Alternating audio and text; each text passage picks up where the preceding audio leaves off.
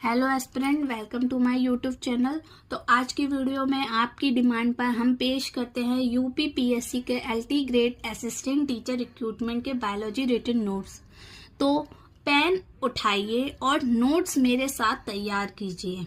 So let's start with the zoology का पहला topic, principle of taxonomy. तो शुरू करते हैं। जैसे कि आप जानते हो, अर्थ पे जितने भी लिविंग ऑर्गेनिज्म हैं सबको मिलकर हम कहते हैं biodiversity. So all different kind of organism on earth together form biodiversity. According to IUCN, international union for conservation of nature and natural resources, biodiversity पर 1.7 to 1.8 millions of taxonomically known species हैं जो कि अब तक discover हो चुके हैं, right. तो जब माइंड में बात आती है बायोडाइवर्सिटी की, तो यहाँ पर जरूरत महसूस होती है क्लासिफिकेशन की। अर्थ पर इतना तरह के ऑर्गेनिज्म हैं, हम उन्हें कैसे पढ़ें? क्या उन्हें पढ़ना आसान है या नहीं? तो यहाँ हमें नीड होती है क्लासिफिकेशन की। So next topic is need for classification. So, to study various organisms, they need to be divided into groups called classification. हमें different organisms को पढ़ने के लिए हमें उन्हें different ग्रुप्स में बांटना पड़ता है। इन्हीं ग्रुप्स को बांटने को हम कहते हैं classification.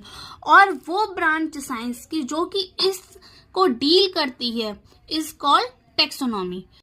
Taxonomy is the study of identification and relation among living organisms is called systematic. यानी कि वो स्टडी जिसमें हम ऑर्गेनिज्म की आइडेंटिफाई करते हैं और उनको लिविंग ऑर्गेनिज्म से कनेक्ट करते हैं दूसरे लिविंग ऑर्गेनिज्म को, उसको हम कहते हैं सिस्टमैटिक. सिस्टमैटिक जो वर्ड था वो पहले यूज करा गया था लेलेनस ने उन्हीं की बुक सिस्टमा नेचुराe में. The branch of biology dealing with identification, nomenclature and classification of organisms is called taxonomy. यानी कि साइंस की या बायोलॉजी की वो ब्रांच जो कि डील करती है ऑर्गेनिज्म को आइडेंटिफाई करने के लिए, फिर उसका नोमेनक्लेचर यानी कि उसको नेम देने के लिए और उसको क्लासिफाई करने के लिए, उसको हम कहते हैं टेक्सोनॉमी. टेक्सोनॉमी एक ग्रीक वर्ड है जिसमें टेक्सिस का मतलब है अरेंजमेंट एंड नोमोस का मतलब है law. The term taxonomy was coined bye AP de Candolle. अब हम पढ़ते हैं टाइप्स ऑफ टेक्सोनॉमी. टेक्सोनॉमी दो टाइप के होते हैं, एक होता है क्लासिकल टेक्सोनॉमी एंड दूसरा होता है मॉडर्न टेक्सोनॉमी. क्लासिकल टेक्सोनॉमी को हम ओल्ड टेक्सोनॉमी भी कह सकते हैं और मॉडर्न टेक्सोनॉमी को हम न्यू टेक्सोनॉमी भी कह सकते हैं. क्लासिकल टेक्सोनॉमी में जो क्लासिफिकेशन थी ऑर्गेनिज्म की वो खाली मॉर्फोलॉजी थी, यानी कि हम ऑर्गेनिज्म को खाली बाहर के स्ट्रक्चर यानी कि एक्सटर्नल फीचर्स को देखकर ही हम उनको आइडेंटिफाई या क्लासिफाई कर सकते थे.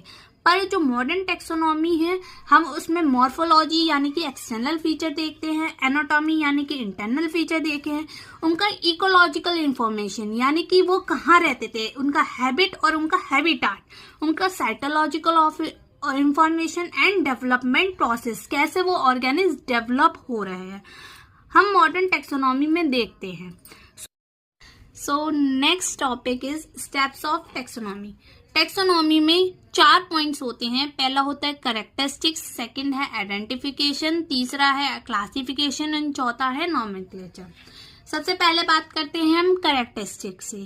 कैरेक्टरिस्टिक्स में हम पहले डिफरेंट ऑर्गेनिज्म में हम उसकी एक्सटर्नल फीचर को देख के morphology feature, anatomy, ecological, cytological और उसका कैसे कैसे डेवलपमेंट हो रहा है उस ऑर्गेनिज्म को देख के उसके कैरेक्टरिस्टिक्स को नोट करते हैं.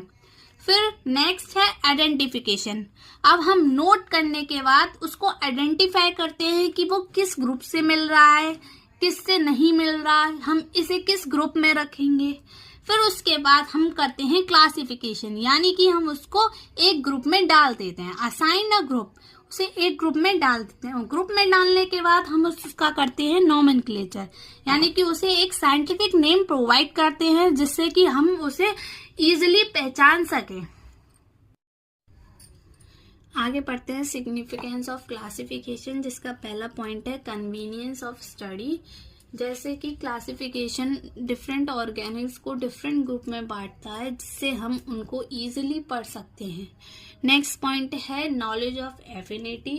क्लासिफिकेशन जो होता है, हम उससे एक ऑर्गेनिल्स को दूसरे ऑर्गेनिल से रिलेट कर सकते हैं और उनको पढ़ने में हमें आसानी होता है।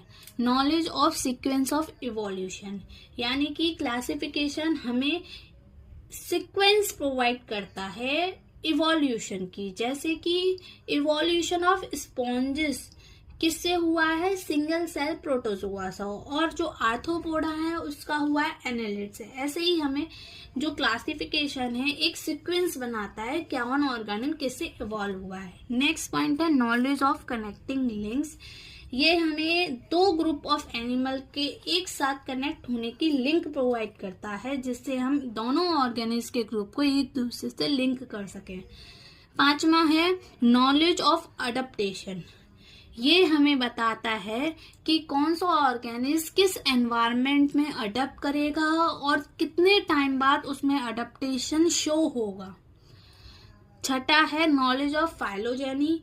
वो हमें बताता है कि उसका कॉमन एंसेस्टर क्या है और कौन कौन से ऑर्गेनिज्म का कौन कौन सा कॉमन एंसेस्टर है, कौन सा ऑर्गेनिज्म किस एंसेस्टर से इवॉल्व हुआ है। तो आगे बढ़ते हैं सम इम्पोर्टेंट टेक्सोनॉमिस्ट, जिसका पहले है Aristotle. He is a Greek philosopher और इन्हें हम कहते हैं फादर ऑफ जूलॉजी। इन्होंने एनिमल को क्लासिफाई करा था उन्हीं की बुक हिस्टोरिया एनिमेलियम में। नेक्स्ट है genre, he give the term species. And next है कार्लस लिनेनस, ये एक स्वीडिश बॉटनिस्ट थे और इनको हम फादर ऑफ टेक्सोनॉमी भी कहते हैं। He presented the system of nomenclature for plants and animals known as binomial nomenclature, अपनी ही बुक सिस्टमिया नेचुराe में। ओके, हमारा टॉपिक प्रिंसिपल ऑफ टेक्सोनॉमी यहाँ पे कंप्लीट हो चुका है। अब हम इनसे रिलेटेड क्वेश्चंस ट्राई करते हैं जिसके पेपर में आने की बहुत संभावना है। तो स्टार्ट करते हैं। पहला question, Linnaeus is associated with option A inheritance of acquired character, option B binomial nomenclature, option C law of independent assortment, option D law of limited factor. तो इसका आंसर है बायनोमियल नॉमेनक्लेचर।